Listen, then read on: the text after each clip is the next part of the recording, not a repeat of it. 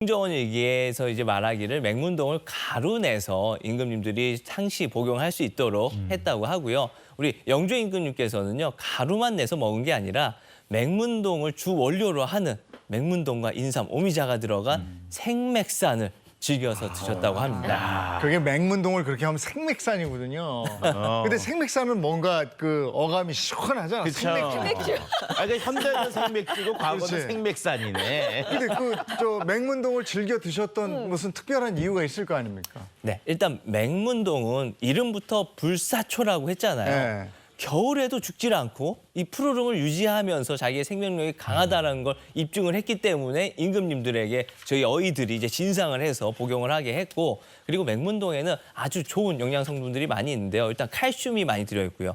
칼륨, 마그네슘, 인 같은 성분들이 많이 들어있습니다. 그리고 이 뿌리 식품인데 이 뿌리 약재들은 특유의 그 진액 성분들이 많이 있어요. 그러니까 우리 여름에 땀 많이 나면 진이 빠졌다 이렇게 맞아. 표현을 하잖아요. 네. 그 진이 빠졌을 때 그 진을 보충을 해줄 수 있다 해가지고 여름에 이 맹문동을 많이 섭취를 하게 됐고, 맹문동은요 아까 전에 그 좋은 성분들이 많이 우러나려면 사실 그냥 생약재로 사용하기보다는 한번 이렇게 덮어서 볶아서 차로 마셔주면은 그 약재를 더 효율을 높일 수가 있습니다. 네. 그럼 본격적으로 한번 배워볼까요, 선생님?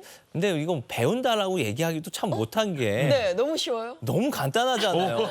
맹문동 차거든요. 네. 네, 첫 번째 비법은 바로 이 맹문동 차인데, 아까 말씀드린 것처럼 맹문동을 한번 후라이팬에 좀 이렇게 볶아가지고 차로 만드는데, 혹시 보리차 할 때 보리를 한 몇 분이나 끓이는지 아세요?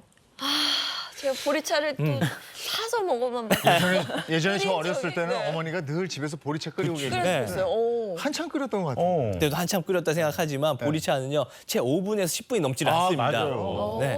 근데 맹문동은 그렇게 해서는 맛이 우러나질 않습니다. 못해도 한 2시간 정도는 아주 푹 고아줘야지만 야. 맹문동의 유효 성분이 추출이 되거든요. 이건 뭐 곰탕 끓이듯이. 그러니까. 네. 그럼 가스요금 그때 많이 나오겠어. 날도 더운데 불 앞에 있어야 되는 거예요. 맞습니다. 날도 더운데 누군가 하나는 희생을 해서 그렇게 해야 되는데요. 여기서 좀 더 쉽게 만들 수 있는 방법이 있는데, 수침을 한다고 그래서 미리 맹문동을요 물에 담가 놓는 겁니다. 한 1시간 이상. 그러니까 밤에 전날 저녁에 담가 놓고 다음날 아침에 그렇게 되면 한 30분에서 1시간 정도만 네. 끓여주셔도 유효 성분이 충분히 나와서 우리가 원하는 효과를 낼 수가 있습니다. 네, 뭐 물처럼 마시는 거긴 하지만 그래도 이게 약재잖아요. 하루에 먹는 양이 좀 정해져 있을 것 같은데. 만약에 맹문동을 차로 복용을 하고 싶다 하면은 하루에 뭐 한 10g 정도? 그러니까 주먹으로 쥐고 한 반 정도만, 한 주먹 가득은 위험하고요. 한 반 정도, 반 주먹 정도만 드시는 게 좋은데, 맹문동은 여름철 약재라고 그랬잖아요.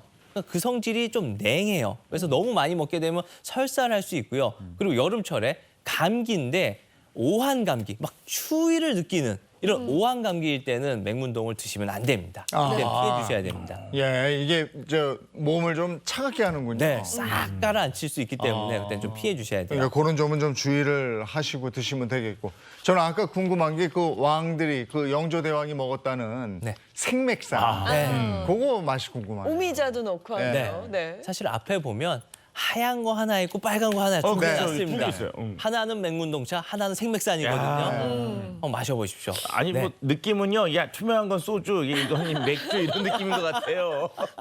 생맥산 먼저 마셔볼까요? 야 잠깐만. 오, 새콤 시큼, 새콤하네 새콤. 침이 싹 고이네요. 씁쓸한 맛도 끝에 좀 나기도 하고. 와 이거 몸에 좋은 느낌 확 온다. 와, 근데 처음 딱 들었을 때 그 새콤한, 그쵸? 여름철에 입맛 없을 때 입맛 살려주는 그 새콤함이에요. 그리고 네. 진짜 산이 제법 많이 들어 있어서 네. 침이 싹 돌면서 뭔가 기력이 확 올라오는 느낌. 뭐 이런 맛이 진짜 있어요. 시원하게 먹으면 피로가 좀 풀리겠는데요? 네, 색깔도 예쁘잖아요. 색깔도 네. 예쁘고 네. 이름부터 생맥산이잖아요. 우리 맥이 없어졌을 때 살아나게 한다. 맥이 살아나게끔 하는 약이다 해서 생맥산이거든요. 우리 한방에서 사실 그렇게 많지 않은 응급약 중에 하나가 바로 이 생맥산입니다. 아까 우리 서동주 원장님께서 여름철 뭐 탈수, 열사병 말씀 많이 하셨는데요. 우리 아침 조회할 때 보면 예전에 보면 이제 여름철에 여학생들 꼭 몇 명 쓰러지는 애들이 있어. 아 예전에 왜 그 더운데 애들을 운동장에 애가 마지막으로 노파심에 끝내면서 기억나요? 다시 한번 당부하긴. 아, 왜래?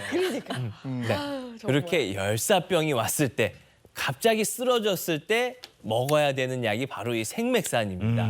그래서 생맥산은 사실 이렇게 차로서 만들지도 않고요. 이름부터 생맥산이잖아요. 가루로 만들어 놓는 거예요. 우리 항시 보면 우리 예전에 이렇게 한약사들이 우리 뭐 영화 보면 이렇게 막 맨날 그쵸, 뭘 하나 그게. 갈고 있잖아요. 그게 바로 이 생맥산 가루를 내고 있는 겁니다. 응급 환자 왔을 때 바로바로 줘야 되니까. 그래서 예전에 이렇게 인삼이나 오미자나 맹문동 세 가지 약재를 넣고 갈아가지고 항상 가루로 준비해놨던 게 바로 생맥산이고요. 아까 약간 뭐 씁쓸한 맛, 침이 돈다, 쓴맛 난다, 네. 신맛 네네. 난다. 바로 그게 이 오미자 때문에 그렇습니다. 여름철에 이제 심혈을 꺼주는 대표적인 약이 바로 이 오미자인데요. 오미자는 5가지, 삼고감신한 5가지의 맛이 모두 들어있다고 그래서 오미자고요. 오미자를 끓일 땐 다 좋은데 하나 좀 주의해 주셔야 될 게 있습니다. 오미자를 너무 오래 끓이게 되면은 쓴맛만 나요. 쓴맛만 너무 쓰게 되면 이게 사람이 먹을 수가 없거든요. 그렇기 때문에 오미자는 절대로 오랫동안 달여서는 안 되고요. 여기서 이제 생맥산 비율을 좀 말씀드리고 싶은데 맹문동이 오늘 주인공이잖아요. 맹문동이 2, 인삼이 1, 오미자가 1, 2대 1대 1 이 비율인데요. 이 끓일 때 순서가 중요합니다. 왜? 오미자를 너무 오래 끓이면 쓴맛이 난다고 했고 또 인삼 같은 경우엔 너무 오래 끓이지 않으면 유효 성분이 추출이 안 됩니다. 네. 그래서 항상 인삼과 맹문동을 먼저 주전자에 넣고 한 2시간 정도 푹 끓여주시고요. 그 다음에 오미자를 한 1시간 정도, 30분에서 1시간 정도 끓이고 그 둘을 합쳐가지고 이제 한 번 더 30분 정도 데워가지고 드시면 됩니다. 네. 아니 그럼 총 2시간을 끓이는 건데 인삼은 우리기도 따로 우리고 끓이는 것도 또 끓여야 되는 거예요? 네, 맞습니다. 인삼은 제가 그 질이 외벽이 너무 튼튼해갖고 웬만해서는 유효 성분이 추출이 안 돼요. 그렇기 때문에 가루로 또 내서 먹는 것도 하나의 이유가 되겠습니다. 네. 그렇게 오래 끓이고 우러내서 드시고 예, 오미자는 마지막에. 네, 네. 마지막에. 그 주의할 점은 없어요? 생맥산 먹을 때? 생맥산 먹을 때 한 가지 좀 주의해야 될 게 특히 인삼 같은 경우가 우리 아토피 피부염 있는 사람들이 먹었을 때는 아토피를 좀 더 악화시킬 수가 있으니까 반드시 좀 전문의에게 처방을 받고 드시고요. 생맥산 같은 경우에는 가까운 한의원에 보험약으로서도 등재가 되어 있습니다. 뭐 끓이고 하는 게 너무 귀찮다 하면은 한의원에 한번 내원을 하셔서 진맥하시고 처방을 받아서 복용하는 것도 좋겠습니다. 네, 여름 보양 음료 만드는 법 배워봤습니다. 네. 배운 거 맞죠? 네, 배운 거 맞습니다. 우리 맛이 진짜 입맛을 싹 돌게 하는 맛. 그렇죠. 네. 네, 잘 들어봤고요.